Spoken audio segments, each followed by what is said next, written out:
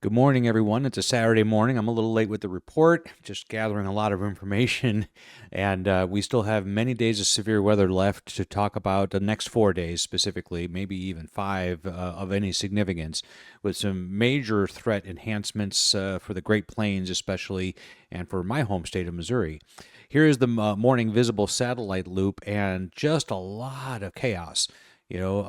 Just a huge spinning in the upper atmosphere of an upper level low, the driving upper level winds, dry, stable air to the east coast, more jet stream cirrus, which is a fingerprint for what the jet stream is doing. So another storm is developing right back here. And then we have a surge of a strong, what we would call a short wave in meteorology, coming in behind that. So a lot of things are conspiring for more severe weather. And the thing about this is when lows are spun up like this, the front, you'll notice, is right here.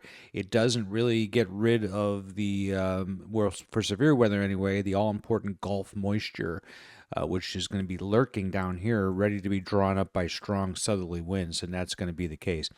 Now, yesterday was a crazy day. We'll just take a quick look at that. Now, these are the tornado reports that I have gotten in from the government. You'll notice that they did not issue a report for that tornado in North St. Louis, actually more like there. I don't know why that is. But it looked to me like that was a tornado. But we'll be waiting on that report. But if there was a picture taken from the arch looking at that tornado, and there definitely was damage. So I don't know why that didn't show up, but numerous supercell paths can be seen here, just kind of crossing Missouri, Illinois, and especially into Kentucky and Indiana yesterday. So a pretty wild outbreak that did fit verification pretty well of where the enhanced area for severe weather. Actually, that was a moderate risk with a 15% tornado risk. So that worked out. That was an excellent forecast. I changed this to hail 2 inches of diameter because if I do 1 inch, there'll be too many of them. But there were a couple of reports of 3-inch hail, even higher here in southern Illinois. So very severe weather, and all those connected with the exact same supercells that produce the tornado reports. And here are some of the wind gusts. These are not tornadoes. These are just wind gusts with thunderstorms, including over 70 miles per hour. Looks like that might be tucked away in the northwest corner of Tennessee. 80 plus mile per hour winds right around the Indianapolis area, and other parts of Indiana had 70 plus mile per hour winds as well. So pretty crazy yesterday. Will that be duplicated today? No, but there is still a pretty good risk of severe weather. I'll show you where here. Let's take a look at the radar. So these thunderstorms that are breaking out right here are today's risk. So it's in Texas and Oklahoma, mostly in Texas that we're worried about. Now this is for the next 42 hours, so it's not really going to get into Sunday a whole lot, but it does show an eruption of some severe storms there. So that's going to be extremely interesting. That's a chase day for me. Here's the severe weather outlook for today, Saturday. So we have, I didn't put my numbers in anyway. So this is a level 3 out of 5 category for the Dallas Metroplex, maybe a small chunk of Oklahoma, and then the level 2, which was referred to, still is, as the slight risk area right there, and a long stretch along the front where some severe thunderstorms could erupt in parts of Alabama, Georgia, and Mississippi. What about the tornado risk? It's diminished today, but still pretty significant, 5% chance. Nothing to sneeze at there in the Dallas-Fort Worth area. Of course, whenever we get near metropolitan areas, that just means any given tornado can do more damage, basically. So we're going to be watching that very carefully. This is all setting up for a huge trough in the upper atmosphere to produce multiple days of severe weather in the plains, this being day 1.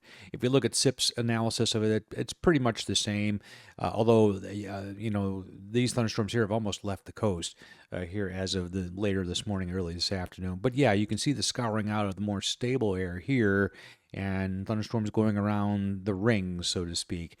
The CSU learning model has a maximum of tornado frequency farther north in Oklahoma. That's interesting to me. I would probably consider chasing that, but got some other commitments I need to work on. But that certainly would be something I would look at, and I'm sure many chasers are, where the hail probability to go along with that in central Oklahoma, certainly for today. Now, Sunday, big day, so we have a level 3 out of 5 for central Kansas. This has remained pretty consistent, just grown a little bit over previous SPC forecasts. So that's definitely, I'll be issuing a start time for a live storm chase video on YouTube here. I'll probably wait till the nighttime data tonight to nail down the time of that. But I'm pretty sure we'll be here somewhere, maybe northern Oklahoma, probably Kansas.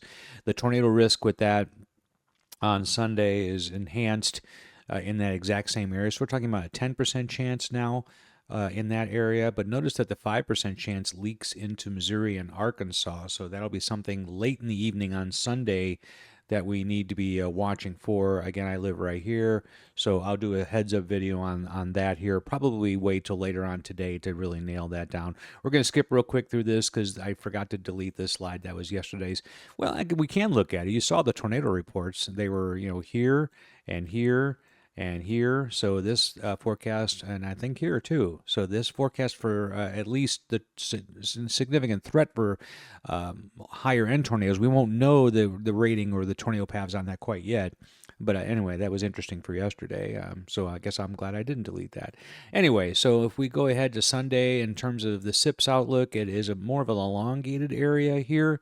But again, this is the afternoon portion. This is the evening portion for Sunday.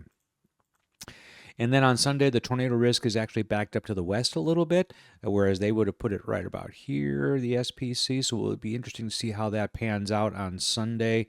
If I'm chasing, I probably would go as far west as I can and then come back if I have to. On Sunday, they put the tornado risk bullseye at the CSU probabilities right about where the SPC put it. And I'm seeing a pattern with this as I do these videos. It seems like the SPC does put a lot more confidence in the CSU learning model because their outlooks more closely match a lot of times, including this tornado parameter. So the red is actually 15. They only pulled the trigger on 10. So we'll see what happens on that. With the coincident hail risk in that same area of Kansas as well. So here's what the NAM, the North American Computer Model, 500 millibar flow looks like on Sunday. So we have a longer wave trough, generally speaking, here. And of course, this is a short wave. This is a wind maximum here, and you can see the edge of the stronger winds. This is at just about peak heating, 21Z, so it's 4 o'clock in the afternoon central. You can see why just kind of a blanket severe weather risk is warranted here. As far as unstable air, this is Cape, so it's really building in that same time, 4 o'clock in the afternoon. Very strong Cape values are winding up along and ahead of this very pronounced dry line right there. So this is a recipe for severe weather. This is only 4 o'clock. So I think that this would advect northward for the next 3 or 4 hours and lend that really will help to emphasize, especially right before dark or after dark, the tornado threat right in that area there. So that'll be interesting to watch. On Monday, now this has changed significantly, actually. It's moved much further east on Monday. We are seeing the level 3 out of 5 for day 3. SPC considers today day 1, Sunday day 2, Monday day 3. So this actually impacts much more of Missouri and northwest Arkansas with a level 3 out of 5 chance for severe weather. So this is something that needs to be watched. And again, I'll be doing a heads up video for, I consider the Ozarks to be roughly this circle.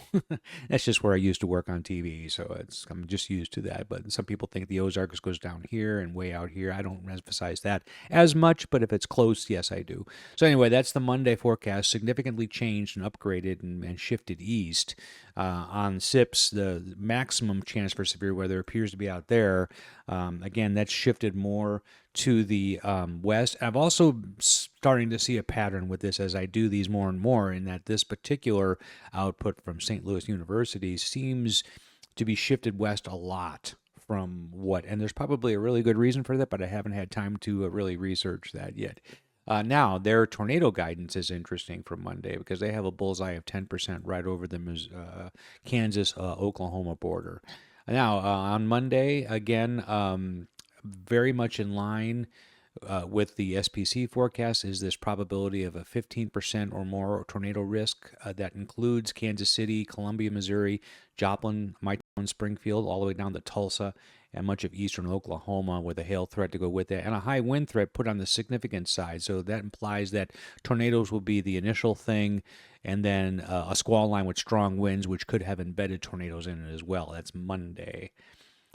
Here's the jet stream forecast. Very, very potent winds nosing into this area on Monday at 4 o'clock in the afternoon. So the bulk shear, the thing that holds supercells together, that's not an issue. That's not what this is. This is the 500 millibar flow, but you can infer very good bulk shear values. That's just the difference in shear between the surface and this level. So it's going to be good. I'm not worried about that. The Cape for Monday afternoon again implies initiation will be along the dry line, and then it'll swing into Missouri. Remember that all those severe weather outlooks that the SPC issues are 24-hour outlooks, so they go from 7 a.m. to 7 a.m. to 7 a.m. So again, that was shoved east, but mostly that outlook was shoved east to anticipate thunderstorms that it will really get bad here, and then retain a lot of their power as they shift east and slightly southeast late on Monday into Monday evening. So that's the interpretation of that. Tuesday's forecast for the SPC has shifted quite a bit southeast now. So they're seeing this weather system accelerate, but to have a 30% risk that many days out, that would be day 4.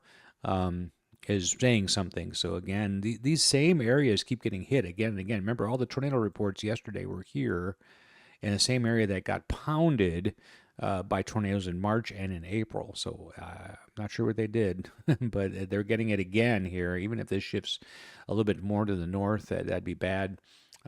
Tuesday's epicenter is in eastern Arkansas, according to SIPS. And then the final thing we'll look at, and this is nice because these two forecasts correspond here, so you can see SPC's idea. And again, I find it pretty interesting that they tend to match the CSU output to a great extent. And then the only other map I'll do is Wednesday, where there'll still be some residual activity in the Carolinas and Virginia, and that is also backed up by the CSU model, which puts a probability centered right over the eastern part of North Carolina. Final thing we'll do is look at the NIU forecast, May 17th through the 23rd. Abundant probability of supercells averaged over, and they just take each pixel by each day, 7 days, and say what's the probability of a supercell. So really high. Then this activity shifts May 24th through the 30th to be more of a high plains dry line chase scenario out there, and then even into the early parts of June, same condition, which that actually the backing up to the west and the shifting to the north is kind of what you expect to see as we start getting into the month of June.